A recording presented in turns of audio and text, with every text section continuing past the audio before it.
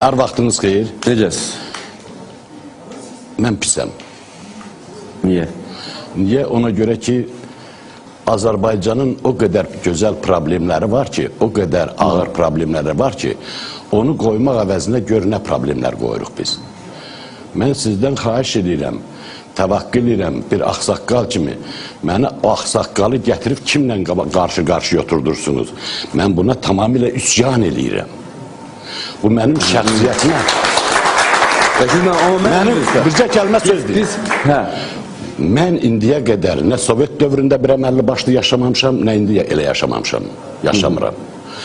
Mən bu aydan oya zorla yaşayıram.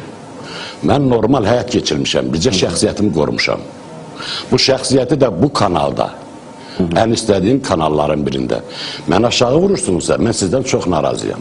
Amma bunlar içərisində, Mikayıloğlu, bütün bizim işçilər var, soruşarsınız. Bəli.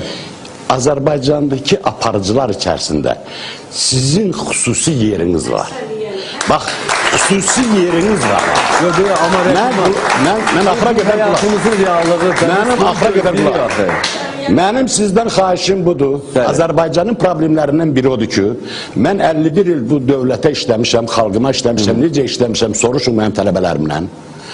51 il işləmişəm, 170 manat mənə pensiya verirlər. Amma məndən aşağı olan və səviyyəcə, adicə asistent olan bir adam, məndən az işləyən, 27 il işləyən adam 240 manat alır, 300 manat alırlar. Bir ölkədə belə qanunlar olurmu? Niyə bunu qoymursunuz, gətirib bu, nə bilim, mavidir, nədir, bu problemdir mi? Bunlar xəstə adamdırlar, yazıqdırlar, onları da ortalığa çıxartmayın bunları. Onda hər ildə bir xəstələr çıxsınlar, ortalığa parad keçirsinlər. Sabahları onkologiyada xəstələrlər parad keçirsin. Bunlar xəstə adamdırlar, yazıqdırlar. İncitmin, qoyun çıxsın, geçsin, öz işinlə məşğul olsun. Əyəmləri, mən buradan deyirəm, nə Türkiyəni, nə Azərbaycanı, nə də bizim bütün müsəlman ölkələrinin birini Avropa Birliyinə qəbul eləməyəcəklər. Gözləməyin bunu, bizim dövlətlər də bilsinlər bunu, bizim başçılarımız da bilsinlər bunu. Bizi eləməyəcəklər, ola xaçpərəstlərin birliyidir. Bunu sən biləsən. Bu bir problem. İkinci bir problem.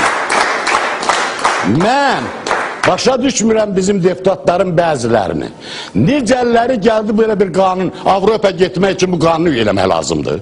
Biz müsəlman ölkəsi, bizim ayrı yaşayış tərzimiz var. Bizim insanlara olan münasibətimiz var. O da insandır, biz onu heç vaxt mən onu təqrir